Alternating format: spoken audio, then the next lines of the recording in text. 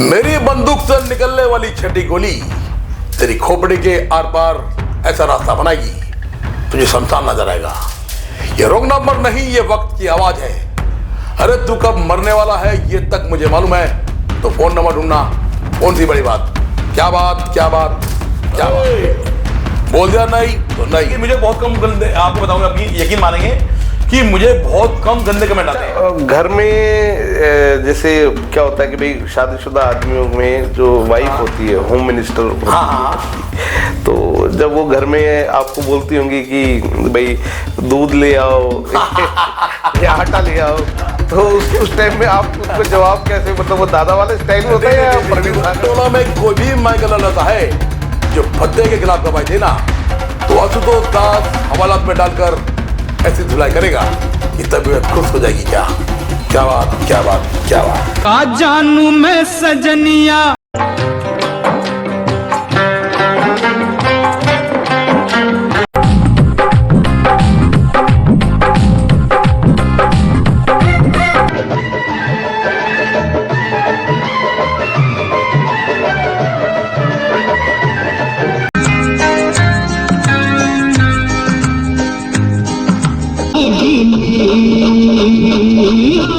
दोस्तों नमस्कार, आदाब, सत श्री अकाल। दोस्तों मेरा नाम है धर्मवीर जारवाल।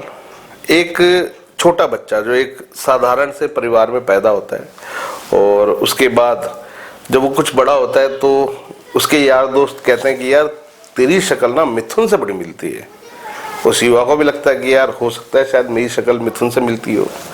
जाके आईने में खुद को देखता है और वाकई में उसको लगता है कि हाँ मैं मिथुन जैसा हूँ।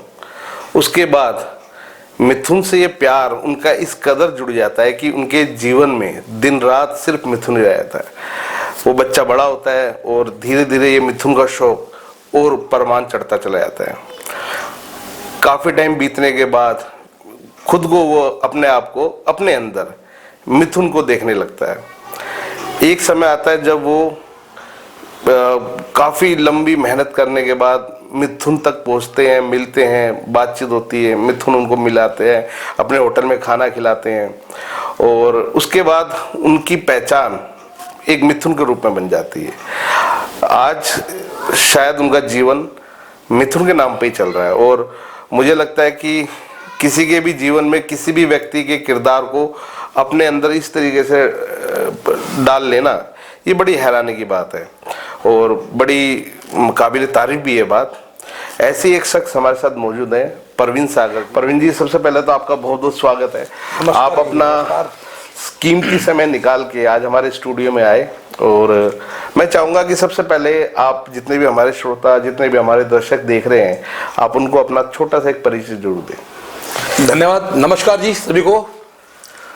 दोस्तों मेरा नाम परवीन सागर है और मैं एक छोटा सा कलाकार हूँ और जीवन यापन करने के लिए मैं थोड़ा बहुत एक्टिंग करता हूँ, रील बनाता हूँ और छोटी मोटी कुछ ना कुछ करता रहता हूँ एक्टिविटी में।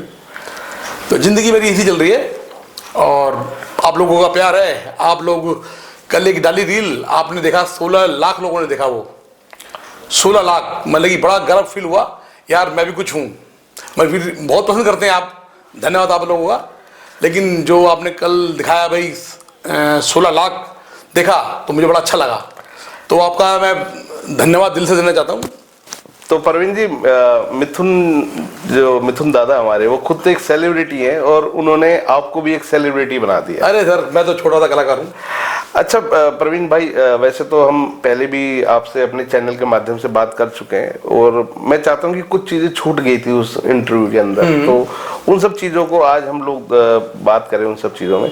तो शुरू से शुरू करते हैं। ये मतलब ये कैसे लगा आपको कि आप मिथुन जैसे लगते हैं? अरे सर, ये लोगों का देखने का नजरिया है जी, ये मैं नहीं, लोग देखते हैं। उन्होंने मुझे बताया कि यार आप लगते हैं, मैंने कहा चलो धन्यवाद आपका यार। नहीं, पर आज के समय में जैसे आपका चलना, आपका बात करना, आपका स्टाइल वो बिल्कुल मिथुन दादा जैसा लगता है।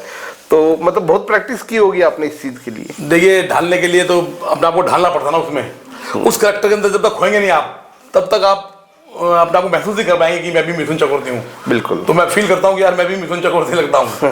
ये अच्छा, चीज़ है। जिन लोगों को नहीं पता उनको बता दूं, प्रवीण जी जैसे आपने लोकल लाइक बहुत सारे देखे होंगे, पर प्रवीण जी के अंदर एक अलग प्रतिभा है। प्रतिभा अलग कैसी है कि ये मिथुन दादा की जितने भी फेमस डायलॉग हैं या जितने भी फेमस उनके गाने हैं, उन गानों को उन्हीं की लोकेशन पे ले आके और सेम वैसे ही ड्रेस पहन के और आप उसको फिल्माते हैं बिल्कुल। और जैसे मैंने आपके कई गाने भी देखे हैं और बड़े गाने आपके फेमस हुए हैं। हाँ हाँ, नहीं मिलियन गए वो। हाँ। 2-2 मिलियन 10-10 मिलियन। तो ये एक अलग क्रिएटिविटी कैसे आपके दिमाग में आई?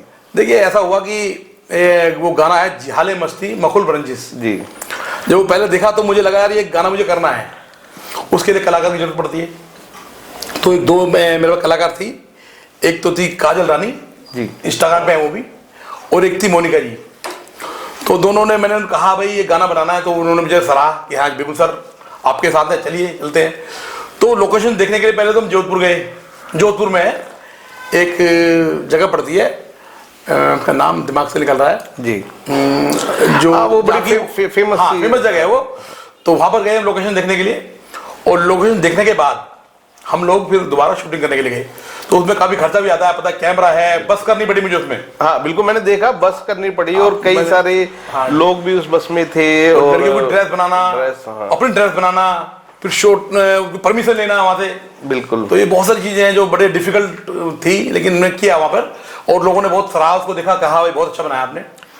और इसी तरह का दूसरा गाना था एक वो का जानू में सजनिया। हाँ वो भी आपका बड़ा, हम 5 फिल्म का है, आज की डेट में उसे 83 लाख लोगों ने देखा है। अरे वाह, 83 लाख मतलब की। हाँ मतलब ऑलमोस्ट 8-9 मिलियन हो गए आपके वो। हाँ, और वो करोड़ हो जाएगा वो, मुझे लग रहा है कि वो 10,000 लोग पर डे देखते हैं मेरे से, 10,000 लोग पर डे देखते हैं। तो बस लोग पसंद करते हैं, मुझे अच्छा लगता है तो मैं भी करता हूँ। नहीं बिल्कुल। तो प्रवीण जी, ये जब स्कूल टाइम में या जब आप कॉलेज टाइम में रहे होंगे तो वहाँ पे दोस्तों ने मतलब इन चीजों को क्या, मतलब आप तब भी मिथुन ही थे क्या? नहीं, वो दोस्त थे, वो कहा करते थे यार कि यार कोई डायलॉग सुनाओ। तो मैंने कहा चलो सुनाता हूँ। तो यार तुम आवाज तो मिथुन चक्रवर्ती की आवाज है यार। तो मैंने कहा चलो धन्यवाद यार। तो फिर और निकालो, फिर और निकाल ली, ऐसे निकालते निकालते निकालते मुझे नहीं पता लगा कि मैं कब खो गया उस करेक्टर के अंदर। बिल्कुल। तो ये चीज है, बहुत मायने रखती है ये चीज। तो मतलब आज के समय में हम ये कह सकते हैं कि मिथुन चक्रवर्ती आपके रगों में बसे हुए हैं। हाँ, ये कह सकते हैं आप, बिल्कुल कह सकते हैं। तो एक चीज बताइए प्रवीण भाई कि आप शादीशुदा हैं, और जब शादी हुई आपकी तो भाभी के घर रिश्ता क्या मिथुन चक्रवर्ती वाले स्टाइल में मांगने गए थे? नहीं, वो तो जनरली जैसे होती सबकी शादी ऐसे ही हुई थी, तो कोई दिक्कत वाली बात नहीं थी। तो ससुर साहब ने कहा नहीं कि यार हमारा तो दामाद बिल्कुल मिथुन है? नहीं कहते वो। अच्छा, कहते हैं हाँ यार। तो वो लोग कैसे देखते हैं आपके शौक को? नहीं, वो मुझे एज दामाद देखते हैं, मुझे ऐसा नहीं, एज दामाद देखते हैं कि भाई हमारे दामाद है। अच्छा। हाँ, बस नहीं, पर ऐसा तो होता होगा जब आप ससुराल जाते होंगे तो लोग कहते होंगे यार आज मिथुन दादा है। हाँ, वो कहते हैं थोड़ा सा, वो तो होता ही है, और कोई बात नहीं है। अच्छा, तो कोई जैसे मुझे पता चला था, हम लोगों ने जब पिछली बार भी वो बात की थी कि आप मिथुन दादा से मिलने ऊटी तक पहुंच गए थे। हाँ, तो वो क्या किस्सा, वो एक बार और बताइए। अच्छा, एक बार सुनिए। वो क्या था कि ये 96 से 7 की बात है। अच्छा। हाँ, तो उस वक्त जो है सरिता बुक चला करती थी, सरिता जी, वो कॉमिक्स टाइप। हाँ, वो जो बुक थी, वो लेडीजों की थी, वो सरिता थी। तो मैं दादा से बहुत बार पत्रचार किया, लेटर खूब भेजे उनके एड्रेस पे। आज भी याद है मुझे उनका, 702 16 रास्ता, गुरु नानक रोड, बांद्रा 50। आज भी मुझे याद है। देखो ये कब की बता रहा हूँ बात में, आज भी मुझे याद है। तो ये इस एड्रेस में बहुत चिट्ठी लिखी, लेकिन रेस्पॉन्स नहीं मिला, कभी नहीं मिला। तो उस वक्त एक सरिता बुक में उनका एड्रेस देखा कि वो मिथुन दादा आजकल होटल बना रहे हैं ऊटी में, जो ऊटी के अंदर होटल बना रहे हैं। वो होटल आज भी है शायद। हाँ, आज भी है उनका। तो मैंने देखा यार, वो ये इच्छा था बस मेरे एड्रेस, मेरे पास एड्रेस यही था कि वो होटल बना रहे हैं ऊटी के अंदर। तो मैंने यहाँ टिकट बुक कराया, अपने रिजर्वेशन कराया बेंगलोर के लिए। मैं बेंगलोर पहुंचा और बेंगलोर से मैसूर गया, मैसूर से बस मिलती है फिर वहां से ऊटी के लिए। अच्छा। हाँ, तो मैं ऊटी चला गया जी। अब ऊटी जब जाने के बाद में मैं होटल में ठहरा, तो मैंने वहाँ पे वेटर से पूछा कि जी यार ये मिथुन दादा का होटल कहाँ है यहाँ पे? कह रहा कौन सा होटल?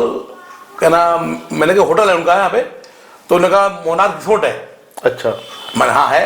तो उन्होंने कहा हाँ है। मैंने कहाँ पर है? कह रहा ऊपर जाएंगे ना तो सीधे ऊपर जाके है। मैं ठीक है।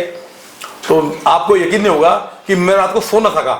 अच्छा, इतनी एक्साइटेड था मैं उस बात, इतना एक्साइटेड था कि यार सुबह मिलूंगा जाके। ऐसा लगता था, बचपना था कि भाई जाऊंगा सुबह, वो मुझे मिलेंगे और मुलाकात हो जाएगी। लेकिन ऐसा हुआ नहीं कि मैं सुबह उठा, सोया तो था नहीं, अपना बैग मैं अपना वो कैमरा वैमरा लेके गया था। तो जब उठा, नहा धोने के बाद में मैं ऊपर चला होटल में। मैं सीधा गया, बचपना था, और मैं एंटर करा तो मुझे वो वॉचमैन ने पकड़ लिया। क्या लगे, हाँ भाई कहाँ जा रहे हो? मैंने कहा यार होटल में जा रहा हूँ, खाना खाना है मुझे। अच्छा। बचपना था नहीं, बचपना था, कुछ कह नहीं सका। कहले भाई 8 बजे इस वक्त खाना कहाँ मिलेगा इस वक्त? अच्छा। तो ड्रेस देखी उन्होंने मेरी, वो जूते वही लॉन्ग शूज वाले और वही ड्रेस। तो लगा यार ये तो मिथुन दादा का फैन है, बाल वाल भी होते। तो क्या लगे कि भाई सच बताइए आप क्या चाहते हैं? अरे मैंने सच बताऊं, मैं मिथुन चक्रवर्ती का फैन हूँ। अच्छा। और मिथुन चक्रवर्ती से मिलने आया, होटल में आया उनके, और मिलना चाहता हूँ उनसे। तो वो कहने लगे कि भाई यहाँ पे दादा रहते नहीं है। हाँ। तो मैं सोच रहा था शायद वो झूठ बोल रहे हैं। तो कहा नहीं नहीं, यहाँ रहते ही नहीं है वो। तो मैंने फिर कहा रहते भाई वो? तो कह लगे यहाँ से ये मोनार्क रिसोर्ट है, इससे थोड़ा आगे जाके ना कोयम्बतूर जाएंगे आप। अच्छा। तो वहां पड़ेगा द मोनार्क रिसोर्ट। अच्छा। तो वहां पे जाएंगे, वहां पे है दादा इस वक्त। तो मैंने कहा अच्छा, हाँ मैंने अच्छा ठीक है। तो मैंने सीधा मैं नीचे आया, पगडंडी से नीचे दौड़ता हुआ नीचे आया। तो कह रहा मैंने क्या मिलेगी? उन्होंने कहा कि बस मिलेगी नीचे से। तो मैं स्टैंड पे आया, स्टैंड में मैंने पूछा ये कोयम्बतूर जाएगी? वो कहने कहाँ जाएगी? मैं बस में चढ़ गया, और बस चढ़ने के बाद वो मैं सुबह बैठा 8 बजे, भाई साहब 4 बजे मुझे पहुंचाया मुझे कोयम्बतूर। अच्छा। हाँ, और जो मैं लगेज जो था मेरा वो होटल में छूट गया। अच्छा। हाँ, अब जब मैं 4 बजे पहुंचा तो उतरा वहां से, मैंने पूछा कि भाई द मोनार्क रिसोर्ट कहाँ पड़ेगा? उन्होंने कहा कि भाई ऊपर जाइए, इसी पे पड़ेगा। भाई साहब मैं 3-4 किलोमीटर चला वहां पर, कैमरा मेरे पास था। और मैंने जब देखा आगे जाके तो लिखा हुआ द मोनार्क रिसोर्ट, एरो का निशान लगा हुआ ऐसे करके। और मैंने तुरंत कैमरा निकाला, फोटो खींच ली मैंने, ये दिखाऊंगा कि हाँ मैं मिल गया है। वो ऐसे करते करते 4-5 फोटो ली मैंने, और आगे चला गया मैं होटल में एंटर करा मैंने। तो मैंने होटल में एंटर करा तो मुझे वहाँ पर क्या नाम है, एंटर करने के बाद में तो उन्होंने पूछा हाँ जी बताइए क्या? मैंने कुछ नहीं बोला उनको। मैंने कहा कुछ खाने के लिए है? 4 बजे होंगे समथिंग। तो उन्होंने कहा कि इस वक्त सिर्फ जीरा राइस मिलेगा और कुछ नहीं है। मैं ठीक है भाई जीरा राइस लाइए आप। तो मैं बैठ गया, तो उन्होंने मुझे जीरा राइस दिया। इतने में वो छोटा जो आजकल नामाशी चक्रवर्ती जो है, तो वो छोटा था, वो खेल वेल रहा हुआ वहाँ पर, मिथुन साहब के जो बेटा जो है। हाँ, तो वो तबक से वो उधर से निकल के आया और मैं बैठा हुआ था। तो उनकी फेस जो है हमारी भाभी योगिता वाली जी से मिलता है। अच्छा। हाँ, तो मैंने कहा भाई मिथुन दादा की वाइफ। हाँ, तो मैंने कहा बेटा तुम मिथुन दादा के लड़के हो? उन्होंने देखा मेरे को, नहीं अंकल। तो मैंने कोई बात नहीं बेटा, मुझसे क्या कहो, चला गया। तो कोई बात नहीं, बैठा, मैंने जीरा राइस खाया। और किस्मत इतनी तेज थी मेरी कि मुझे अचंभित हो गया कि मैं क्या कहा। तो थोड़ा मैं देखता हूँ कि मैं उधर से दादा आ रहे हैं उधर से। अच्छा। अरे बड़े सादगी, बहुत सादगी थी उनके अंदर। अपनी रिलैक्सो चप्पल जो पहनी हुई थी उन्होंने, और जॉगिंग वाली पैंट पहनी हुई थी उन्होंने, और सिंपल बिल्कुल एकदम, दाढ़ी बड़ी हुई, बाल बड़े हुए, आराम से उधर से आ रहे वो। तो मैं देखा यार, मैंने कहा यार ये तो दादा है यार। तो मैं उठ के गया, मैंने उनको पैर छुए। तो कहा क्या? मैंने कहा दादा मैं दिल्ली से आया हूँ। ऐसे बोलते हैं वो। तो मैं कहने लगा कि वो दिल्ली से आए हैं। हाँ, तो बोलते कम है।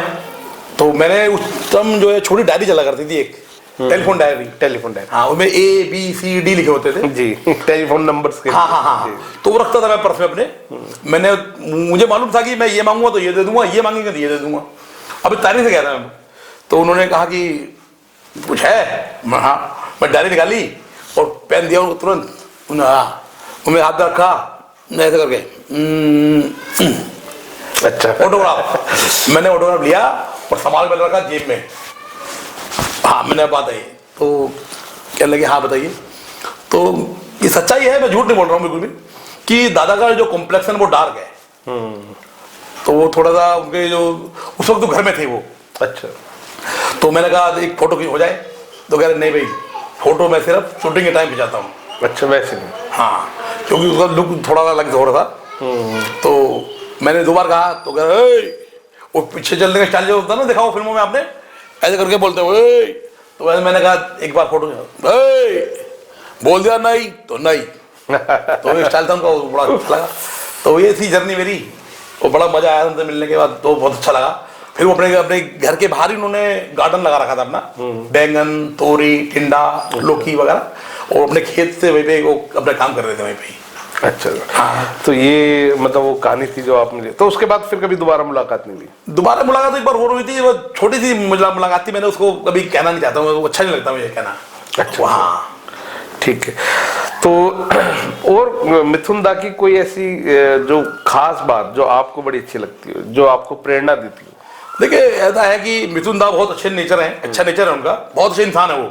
पहली बात तो ये है कि कभी उन्होंने किसी के बारे कभी बुरा नहीं बोला कभी भी, ये मैं देखा। कभी ज्यादा कंट्रोवर्सी में नहीं, कभी कंट्रोवर्सी करी नहीं, न कभी किया उन्होंने, ना कभी किसी के हीरोइन के बारे में बुरा बोला, ना कभी विलेन के बारे में, कभी किसी का बोला ही नहीं। अब राजनीति में आ गए तो पड़ा बस जो उन्होंने बोला ना, वो मुझे भी अच्छा नहीं लगा, सही बताऊं। देखो मैं फैन हूं बहुत बड़ा, लेकिन जो उन्होंने बोला वो आजकल जो हिंदू मुस्लिम का जो बोला ना, वो बहुत बुरा बोला, मुझे खुद अच्छा नहीं लगा। एक्चुअली में कसूर उनका भी नहीं, कसूर राजनीति का है कि ये राजनीति धंधा ही ऐसा है जिसमें मतलब ये डिमांड एक्चुअली में, राजनीति में जाओगे तो जब तक आप कीचड़ नहीं फेंकोगे तब तक आपके जीतने के चांसेस नहीं है, और राजनीति कहते ही इसी को है। हाँ, सीधी सी बात है। लेकिन हमने दादा से सिखाया ये कहना कि दादा कहते हैं कि पहले हीरो बनने से पहले आपको एक अच्छा इंसान बनना बहुत जरूरी है। बिल्कुल, देखिए आप हीरो बाद में बने, पहले अच्छा इंसान बन जाएं। जब अच्छा इंसान बन जाएंगे आप तो हीरो तो अपना अच्छे बन जाएंगे आप। ये उन्होंने सिखाया, मैंने आज मैं कहता हूँ, लेकिन आज इन्होंने कहा ना, ये मुझे भी अच्छा नहीं लगा, मैं सही कहता हूँ। नहीं, ये देखो मैंने बताया ना, ये एक उनकी मजबूरी भी है, क्योंकि आज के टाइम में हमारे देश की राजनीति सिर्फ हिंदू मुसलमान और धर्म की राजनीति रह गई है। तो ये आप यूं भी कह सकते हैं कि मजबूरी में या डिमांड के हिसाब से हो सकता है कि हाँ कुछ हो सकता है। जैसे अगर फिल्म इंडस्ट्री की बात करें तो फिल्म इंडस्ट्री में एक दौर आता है कि जैसे एक जमाना आया था जब एक हर फिल्म में एक पंजाबी गाना जो करता था, या एक वो किसी बड़े अच्छे एक्टर का एक आइटम सॉन्ग होता था, फिर कुछ लड़कियों के आइटम सॉन्ग डलने लगे, तो ये डिमांड आती है। इसी तरह राजनीति है तो भैया राजनीति की डिमांड यही है। बिल्कुल बिल्कुल, ये तो है, क्या सही कह रहे हैं आप। तो अच्छा, ये तो मिथुन दादा की बात हुई। अब जैसे क्या होता है कि कभी भी मैंने एक चीज देखी, जब कोई आदमी किसी बड़े फिल्म स्टार की कॉपी करता है तो लोग उसका क्रिटिसाइज भी बहुत करते हैं, और बहुत लोग होते हैं जो उसकी तारीफ भी करते हैं। तो आदमी जीवन में क्रिटिसाइज करने वालों को तो कोई भी याद नहीं रखता। बिल्कुल, जो गालियां देते हैं उनको कौन याद रखेगा? लेकिन मैं याद रखता हूँ, मैं उनको कभी बुरा नहीं बोलता। ये बहुत अच्छी बात है। नहीं, मैं उनको बुरा, देखो आपने उन्हें मुझे कुछ कभी लगी होगी, भाई उन्होंने कभी लगी मेरे को तो बोल देते हैं, लेकिन मुझे बहुत कम गंदे, आपको बताऊंगा, आपकी यकीन मानेंगे कि मुझे बहुत कम गंदे कमेंट आते हैं। हाँ, नहीं, बट बहुत सारे लोग हैं जो आपकी तारीफ भी करते हैं, और मुझे आज भी अच्छी तरह याद है जब आज से लगभग 3-4 साल पहले हमने आपका एक इंटरव्यू किया था, और उस इंटरव्यू के बाद हमारे पास कई महीनों तक लोगों के कॉल आते रहे कि हमें मिथुन दादा का नंबर चाहिए, हमें प्रवीण सागर जी का नंबर चाहिए, और कहाँ से, मतलब देश के किस कोने से कॉल नहीं आया। तो हमें उस समय पता चला था कि आपकी जो एक वैल्यू है, आप वो एक लोकल लाइक के हिसाब से नहीं है, लोग एक्चुअल में दिल से आपको चाहते हैं। और आपने जो ये एक्सपेरिमेंट करे, जैसे आपने वो बिल्कुल सेम उसी गाने की उसी जगह पे जाके शूट करा, तो ये सब चीजें वो हैं जो जल्दी से किसी लोकल लाइक ने नहीं, इतना आसान नहीं, मैं जानता हूँ। तो ऐसे कौन लोग हैं जिन्होंने आपको हमेशा अप्रिशिएट किया या हमेशा आपके साथ रहे? देखिए पहली बात तो मैं नाम लेना चाहूंगा, जैसे कि हमारे यहाँ एक तमन्ना जी हैं, कलाकार हैं जी, बहुत अच्छे कलाकार हैं वो, उनका मैं भाई दिल से धन्यवाद देना चाहूंगा कि उन्होंने मेरे साथ बहुत कोऑपरेट किया, मेरे को बहुत अच्छा मेरे साथ काम किया है ना। और एक हमारी वर्षा नागर है, दिल्ली की है, वो मॉडल है वो भी, और एक है हमारी काजल जी, है ना, और एक है कई गानों में हमने आपके साथ, हाँ कई गानों में है वो, एक मोनिका जी हैं, ये भी दिल्ली में रहती हैं। तो इन लोगों ने मुझे बड़ा अप्रिशिएट किया, मेरे को तारीफ भी करती है भाई, वो देखो झूठ नहीं बोलूंगा मैं, नहीं आपका काम है काबिल तारीफ। तो ये लोग हैं, और बहुत सारे लोग हैं जो मुझे कमेंट करते हैं, मेरे सोसाइटी के लोग हैं मुझे आजकल, वो उन्होंने बेचारे, एक हमारे पुरी जी हैं, एक अजिताभ जी हैं हमारे, एक चौहान साहब है हमारे, वो बड़े अप्रिशिएट करते हैं मुझे कि यार आपने आपके साथ बनाना है, कुछ बनाना है। तो ये चीजें कि अच्छा लगता है यार कि कोई कहे तो भी मजा आता है करने का काम। तो प्रवीण भाई कभी कोई फिल्मों से कोई ऑफर आया हो? हाँ आया है। मैंने एक फिल्म की थी नागराज 2, बड़े बजट की फिल्म थी वो, हमीरपुर में। अच्छा हमीरपुर में थी वो उसकी शूटिंग, और मैंने इसमें काम किया, मैंने लीड रोल मैंने किया था उसमें। अच्छा अच्छा, हाँ बहुत बढ़िया। लीड रोल किया है मैंने उसमें, तो अच्छी बनी वो, बढ़िया। तो कभी मिथुन दादा के इस काम के लिए आप मतलब मुंबई वगैरह कभी गए हो? नहीं मुंबई जब बुलाएगा जाएंगे जरूर, ऐसी बात नहीं है, बुलाएगा तो कोई जरूर जाएंगे। अच्छा अच्छा अच्छा। घर में जैसे क्या होता है कि भाई शादीशुदा आदमियों में जो वाइफ होती है, होम मिनिस्टर होती है, तो जब वो घर में आपको बोलती होंगी कि भाई दूध ले आओ या आटा ले आओ, तो उस टाइम में आप उनको जवाब कैसे, मतलब वो दादा वाले स्टाइल में होता है या प्रवीण सागर वाले स्टाइल में होता है? देखिए वो है क्या, ये मेरी वाइफ है, बड़ा ध्यान रखती है मेरा, मैं झूठ नहीं बोलूंगा, वो सामने नहीं है। मैंने मतलब कि मेरी ड्रेस का, मेरे खाने का शेड्यूल जो है बहुत ज्यादा ध्यान रखते हैं, मतलब कि बहुत केयर करते हैं। मतलब कि आज जो मैं प्रवीण सागर हूँ वो सब उनकी बदौलत हूँ। बिल्कुल बिल्कुल भाई, बड़ा ध्यान रखना ही बहुत बड़ी बात है। हाँ। भाई कब उठाना है, सुबह खाने में क्या देना है, क्या मतलब कि इनकी चॉइस क्या है, कपड़े कौन से पहनने चाहिए क्या, तो वो बता देते मेरे को। मेरा लगेज दिखाओ, लगेज भी पैक करके देती है वो। अच्छा। उनकी तारीफ भी। प्रवीण भाई, तो आप इतने फिट रहते हो, मतलब हाँ। सुबह कोई जिम विम वगैरह? नहीं मैं योगा करता हूँ, और 1.5-2 घंटे की मेरी योगा होती है, उसमें मैं फिट रहता हूँ। अच्छा, मिथुन दादा जैसे शायद पता नहीं, मुझे आइडिया नहीं कि वो ड्रिंक या सिगरेट वगैरह करते दिखाते हैं। हाँ शायद, हाँ। तो क्या आप भी मतलब इस तरह का? नहीं मैं ड्रिंक करता हूँ ना, मैं स्मोकिंग करता हूँ, मुझे कोई शौक नहीं है, कोई बिल्कुल नहीं। हाँ। अच्छा, दूसरी बात ये कि अब जैसे बाय प्रोफेशन, अभी तो आपने बताया कि आप सिर्फ एक्टिंग करते हैं या दादा है, तो इसके अलावा भी कोई और आपका काम? इसके अलावा मैं वकालत मैंने की है, मैंने LLB की हुई है, वकालत की हुई है, और भाई है मेरा दिल्ली कोर्ट में, तो उसके साथ बैठता हूँ मैं। अच्छा, मतलब वकालत भी करते हैं, तो कोर्ट में क्या जज साहब के सामने भी मतलब क्या बात है? वो तो हाँ, लेकिन लोग जो वकील होते हैं वो कहते हैं यार कि आप ये फेस मिलता है। मैंने यार चलो भाई धन्यवाद आपका, कि लोग वो अलग चीज है, ये चीज अलग है, थोड़ा सा ये ध्यान रखना पड़ता है ना। अच्छा, दूसरी बात ये कि जैसे आप दिल्ली में रहते हैं, तो अब जब मिथुन दादा तो पॉलिटिक्स में चले गए, ठीक है, और अक्सर ऐसा होता है कि जो नेता होते हैं, लोकल नेता होते हैं, वो कई बार ऐसे लोगों को हायर करते हैं जो किसी ना किसी स्टार के लोकल लाइक होते हैं, प्रमोशंस के लिए या चुनावी रैली के लिए। तो क्या कोई नेता आपको भी ऐसा कुछ मतलब अप्रोच करते हैं कि भाई चलो हमारे साथ आज प्रमोशन के लिए या रैली के लिए? नहीं ऐसा कुछ नहीं है, और मैं इन चीजों से दूर रहना चाहता हूँ। मैं ये अपना सीधा है कि नहीं, जैसे दादा राजनीति में चले गए, तो आप? नहीं, मुझे राजनीति का शौक ही नहीं है भाई साहब। वो चले गए, उनका नेचर है, लेकिन मेरा नेचर है कि मैं राजनीति से बहुत दूर रहना चाहता हूँ। तो अब जैसे वकालत आप करते हैं, वकालत एक मतलब भाई वकील जो होता है वो क्रिमिनल्स और क्राइम इन सब में घिरा रहता है, तो और वकालत करने वाले जो वकील होते हैं उनका शेड्यूल बड़ा टाइट होता है, बहुत टाइट होता है। तो इन सब शेड्यूल के बीच में अपने लिए एक्टिंग का टाइम निकालना? देखिए उसके लिए क्या है ना कि मेरा एक भाई है, मैं छोटा भाई है मेरा, प्रदीप सागर। अच्छा। वो एडवोकेट है, वो मुझे इसके लिए छूट दे रखी है उसने कि भाई साहब आप, मैं संभालता हूँ ये, आप ये करो, तो मुझे टाइम मिल जाता है उसके लिए, ये चीज है। तो मतलब कुल मिला के जो घर है वो मिथुन दादा के भरोसे चल रहा है? अरे बस दाल रोटी उनकी बदौलत दे रहे, मैं खा रहा हूँ, बस बढ़िया। तो आने वाले भविष्य में अपने आप को कैसे देखते हैं आप प्रवीण सागर को? बस मैं प्रवीण सागर ही बनना चाहता हूँ कि भाई प्रवीण सागर हूँ, लोग देखें तो मेरी एक्टिंग को सराहें और कहें कि हाँ भाई कुछ एक्टिंग की है। अच्छा, कोई वेब सीरीज वगैरह का? हाँ, एक वेब सीरीज भी मैंने दिल्ली में की थी। अच्छा। हाँ, उसमें मैं इंस्पेक्टर रोल किया था, मैंने इंस्पेक्टर का रोल। अच्छा। हाँ, चली थी, काफी अच्छी चली थी वो। दिल्ली में ही थे एक प्रोड्यूसर, उन्होंने वो बनाई थी, वो अच्छी थी। जीवन में पहली बार एज ए मिथुन दादा बनके आप कब किस इवेंट पे गए थे? या आपको एज ए मिथुन दादा के तौर पे बुलाया हो? नहीं, इवेंट में बहुत सारे इवेंट में याद ही नहीं है कितने इवेंट में कर चुका हूँ, बहुत सारे इवेंट में मैं जा चुका हूँ। नहीं, पहला लाइफ का पहला तो याद रहता है। एक बार मेरठ में बुलाया था मुझे। अच्छा। हाँ, उन्होंने मुझे एज ए मिथुन चक्रवर्ती बुलाया। अच्छा। हाँ, उस दादा का बर्थडे था उस दिन 16 जून, तो उन्होंने मुझे बुलाया था मेरठ में। अच्छा। हाँ, तो उन्होंने मुझे बुलाया था मेरठ वालों ने, तो मैं जब गया था यहाँ से, तो कुछ पे भी किया होगा आपको उसके? हाँ, पे भी किया था बेचारों ने, अच्छे इंसान थे, उन्होंने खाना पीना पे सब कुछ किया, अच्छा बढ़िया थे।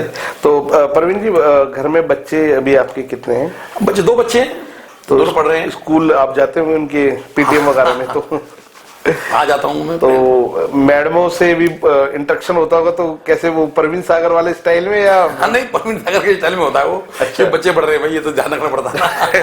नहीं तो ऐसा तो नहीं है बच्चे अगर स्कूल में बोलते हो भैया मेरे पापा मिथुन है? नहीं, जानते हैं उनके बच्चों के दोस्त जो जानते हैं कि भाई इनके पापा जो है मिथुन है, वो रील देखते हैं ना मेरी, तो ये चीज है। नहीं, आपके सोशल मीडिया पे फैन फॉलोइंग बहुत अच्छी है। हाँ, तो इन सब चीजों को कैसे देखते हैं आप? बस ये देखता हूँ कि लोग अप्रिशिएट करते हैं तो अच्छा लगता है कि यार भाई मुझे। प्रवीण जी, मैं ये बात इसलिए भी पूछ रहा हूँ कि मैं जब से आपको जानता हूँ मैंने एक चीज देखी है, आप बड़े डाउन टू अर्थ हैं बिल्कुल। इतने मतलब फैन फॉलोइंग होने के बावजूद भी मैंने देखा कि वो एक आता ना एक सेलिब्रिटी वाला एटीट्यूड, वो अभी तक आपके अंदर नहीं है। नहीं आएगा, वो आएगा भी नहीं, क्योंकि एक आदमी को पहले अच्छा इंसान बनना, मैं कह रहा ना आपसे, अच्छा इंसान बनना पड़ता है पहले, उसके बाद सब बाद में। अच्छा इंसान नहीं है फिर वो नहीं कर पाया कुछ भी। तो प्रवीण जी, अब मतलब आगे लाइफ में क्या सोचते हैं, क्या करना चाहिए? देखिए एज ए मिथुन, मतलब एज ए मिथुन आप अपनी लाइफ में कौन सी ऐसी चीजें जो नहीं कर पाए और जो करना चाहते हैं? नहीं, मैं देखिए मैं बहुत खुश हूँ, अपनी लाइफ से खुश हूँ बहुत ज्यादा, और मैं इससे ज्यादा चाहता भी नहीं कि मुझे हाँ जो है सफिशिएंट है, आप लोगों ने दिया, सराहा, मेरे लिए बहुत दिल से आपका धन्यवाद आप लोगों का कि आप पब्लिक इतना प्यार करती है, बस इससे ज्यादा मुझे क्या चाहिए। बस मिथुन दादा के साथ काम करने को मिले तो क्या करेंगे? अरे जरूर, दादा के साथ जरूर करेंगे। अच्छा, अगर मौका मिला तो उनके साथ डांस के डांस करें, एक्टिंग के एक्टिंग, डायलॉग के डायलॉग, जो कहें वो। जितने दर्शक हमारे देख रहे हैं उनको बता दें कि परवीन सागर साहब डांस बड़ा गजब का करते हैं, शायद मिथुन दादा भी इतना बढ़िया डांस शिकायत तो उन्होंने ये। तो अभी परवीन भाई क्या एज हो गई है आपकी? मेरी एज हो गई 45। पर 45 की एज में मतलब इतना स्टेमिना, इतना मैं कह रहा हूं, कूद दादा की तरह बिल्कुल कैसे कर लेते हैं? तो मैं कह रहा वाइफ ध्यान रखती है ना चीज के लिए, क्या खिलाना है क्या पिलाना है, उनकी तारीफ भी कर दूं, वो कहेंगे वाह क्या बात है कि भाई वो बहुत ध्यान रखना ही बहुत जरूरी है भाई। सुबह उठना, देखो अर्धांगिनी है, अर्धांगिनी बहुत जरूरी है चीज कि भाई वो बहुत ध्यान रखती है, तो ये ध्यान रखना चाहिए।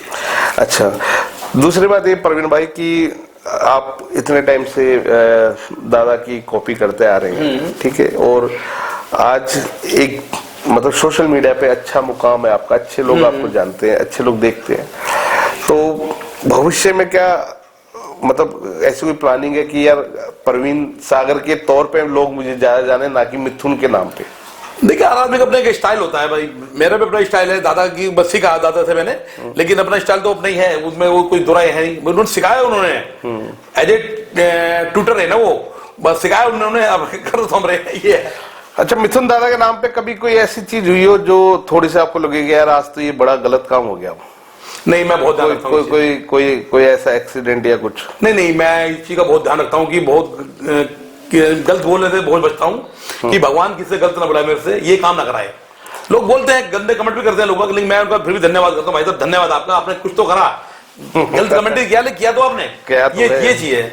मैं किसी से बुरा बोलना नहीं चाहता, उन्होंने सिखाया ये चीज कि बुरा मत बोलो किसी के बारे में, जो कर रहा है। अननेसेसरी कंट्रोवर्सी में फंस के आदमी कई बार क्या होता है अपने मकसद से भटक जाता है, वो चीज होती है। तो मैं कहता हूँ कि अपना जो करो अच्छा करो, अच्छा सोचो, पॉजिटिव सोचो हमेशा, ये चीज है।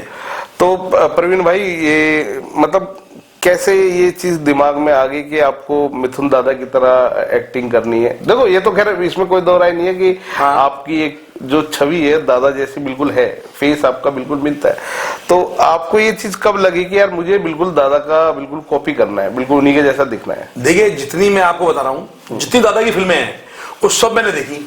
अच्छा, हाँ, कोई ऐसी फिल्म नहीं है जो मैंने ना देखी हो, और एक फिल्म को एक बार भी देखा, 10 बार, 15 बार, उनका हर तरह से बाकी कि वो चलने का स्टाइल, बोलने का स्टाइल, डायलॉग डिलीवरी सब जानता हूं मैं। आपको एक बोल के दिखाता हूँ एक डायलॉग। हाँ बिल्कुल, हाँ, तो देखिए सुनिए, तो दादा वाले स्टाइल में सुनिए। मेरी बंदूक से निकलने वाली छठी गोली तेरी खोपड़ी के आर पार ऐसा रास्ता बनाएगी, तुझे शमशान नजर आएगा। ये रोग नंबर नहीं, ये वक्त की आवाज है। अरे तू कब मरने वाला है ये तक मुझे मालूम है, तो फोन नंबर ढूंढना कौन सी बड़ी बात। क्या बात क्या बात क्या बात। अरे वाह, बहुत बढ़िया। तो मतलब अब तो आपकी आवाज भी बिल्कुल दादा जैसी होगी। तो बहुत प्रैक्टिस की होगी इसके लिए? देखिए वो गॉड गिफ्ट है। हाँ, ये कह सकते हैं आप, गॉड गिफ्ट है मुझे ये कि भाई मैं तो डायलॉग भी अपनी आवाज में बनाना शुरू करूंगा। बल्कि कुछ टाइम बाद तो मुझे लगता है लोग कहेंगे कि आप कुंभ के मेले में खोए हुए मिथुन दादा के भाई है। अब ये देखो लोगों का सोचने का नजरिया है वो। वैसे मैं कह रहा अच्छा इंसान बन जाए आप, एक्टिंग तो अपना आ जाएगी आपको, अच्छा बनना चाहते हैं आप। नहीं देखो, मैं इस चीज को लेके बड़ा सरप्राइज भी हूँ कि एक आदमी एक किसी का लोकल लाइक होने के साथ साथ एडवोकेट भी है, वकील भी है। और वकील, क्योंकि वकीलों का क्या होता है कि पूरे दिन क्रिमिनल और क्राइम, हाँ बस ये इसी में घूमते रहते हैं और वो पूरे दिन इतने फ्रस्ट्रेटेड हो जाते हैं इन सब चीजों से। और उसके बाद अगर एक व्यक्ति की, अगर एक वकील साहब की अगर सोच ऐसी है तो वाकई में काबिल तारीफ है। और वाकई में इस चीज के लिए मैं आपकी तारीफ भी करता हूँ। धन्यवाद आपका। और ये बड़ी हैरानी वाली बात भी है कि भैया अपने आप को, और खासतौर दिल्ली जैसे शहर के अंदर जहाँ मेरे को लगता है कि 24 घंटे लोग भागते रहते हैं लोग, उस ऐसी जगह में आप इतने शांति से अपने आप को मेंटेन किया हुआ और एक अपना जो शौक है उसको आज भी आपने जिंदा रखा हुआ, ये काबिल तारीफ है। देखिए शौक आदमी को जिंदा रखता है जी, अगर शौक अगर छूट जाएगा फिर वो खत्म है। बिल्कुल, शौक बहुत बड़ी चीज है। ठीक है परवीन भाई, ज्यादा लंबा समय नहीं लेते हैं वो आपका। चलते चलते बस ये कहना चाहूंगा कि जितने भी दर्शक आपको हमारे इस चैनल के माध्यम से देख रहे हैं, जितने लोग आपको चाहते हैं, आपको प्यार करते हैं, उनके लिए क्या संदेश रहेगा, पहली बात। दूसरी बात ये, आप दिल्ली के नागरिक हैं और दिल्ली में आने वाले समय जनवरी में चुनाव है, तो इन चुनाव को लेकर लोगों को किस तरीके से वोट करना चाहिए, किन मुद्दों पे वोट करना चाहिए, क्योंकि आप दिल्ली के नागरिक हैं तो दिल्ली में एक नहीं 1000 समस्याएं हैं। बिल्कुल बिल्कुल बिल्कुल। तो इन दो चीजों के बारे में आपकी अपनी क्या राय रहेगी? तो मैं ये चाहूंगा परवीन भाई कि एक हमने नई मुहिम चालू करी है जिसके अंदर दिल्ली में जो आने वाले चुनाव हैं, इन चुनाव को लेकर दिल्ली के लोग किस तरीके से वोट करें। और मैं चाहूंगा कि ये बात आप भी अपने दर्शकों को बोलें। हमने मुहिम ये स्टार्ट करी है कि दिल्ली की जितनी समस्याएं हैं, जैसे यमुना की समस्या है, ठीक है, पानी की समस्या है, उसके अलावा सड़कों की समस्या है, दिल्ली में बेरोजगारी की समस्या है, प्रदूषण की समस्या है, कूड़े की समस्या है। बिल्कुल बिल्कुल। ये 6 वो मेजर प्रॉब्लम है जो दिल्ली के शायद कोई ऐसा आदमी नहीं जो ना झेलता हो। तो मैं ये चाहता हूँ कि जिस भी क्षेत्र के अंदर जो भी नेता जा रहा है प्रचार करने के लिए, किसी भी पार्टी का उम्मीदवार हो, चाहे आम आदमी, कांग्रेस या बीजेपी, किसी भी पार्टी का हो, वहां के जितने भी क्षेत्र के लोग हैं वो उस नेता से ये सारी बातें लिखित मिले, ठीक है, और साथ में वो एक टाइम फ्रेम बताए कि वो इन समस्याओं का निवारण कब तक करेगा, और अगर नहीं करेगा तो वो उस टाइम पीरियड के अंदर अगर नहीं करता तो वो अपना इस्तीफा देगा। ये लिखित में होना चाहिए। सही बात है, ये जरूरी है कि नागरिकों को ये कर्तव्य बनता है, उनका अधिकार है, अधिकार है, उनका कर्तव्य है कि भाई वो मैंने कि जो नेता है उनको चुनने से पहले सोचे उनके बारे में कि भाई किस तरह का है ये, तो तभी उसको विकास के अगर जो विकास की जो करते हैं उनको वोट दें, यही है। और चलते चलते आपके जितने भी फैन जो देख रहे हैं उनके लिए एक प्यारा संदेश और लास्ट में एक मिथुन दादा का बढ़िया सा डायलॉग। बस मैं ये आप लोगों से यही कहूंगा, हाथ जोड़ के प्रार्थना है मेरी कि आप वीडियो देखते हैं, बहुत अच्छा लगता है और आप ऐसे ही वीडियो देखते रहें और मुझे पसंद करते हैं, तो बहुत बहुत धन्यवाद आपका और बहुत बहुत शुक्रिया आपका। और क्या कहते हैं दूसरा क्वेश्चन आप? दादा का एक बढ़िया सा डायलॉग और उसके बाद हम आज का पॉडकास्ट का अंत करेंगे। अच्छा। और मैं चाहूंगा अगर आपको याद हो तो कोई अंत वाला कोई एक डायलॉग दादा का कोई आपको याद हो जिसमें अंत के बारे में बात हो रही हो। वो अंत में तो बोलते हैं क्या बात क्या बात क्या बात, ये डायलॉग कोई बढ़िया सा एक डायलॉग हो जाए। हाँ सुनिए।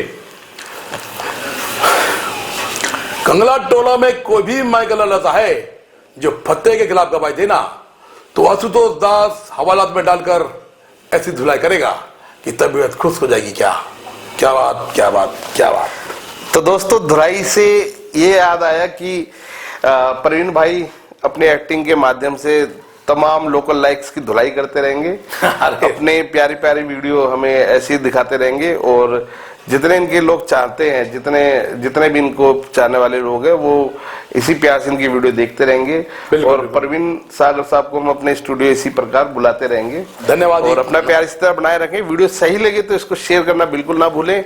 और प्रवीण भाई जो मिथुन दादा ही हैं बिल्कुल, उनके बारे में आप लोग क्या सोचते हैं हमें कमेंट्स करके जरूर बताएं। धन्यवाद।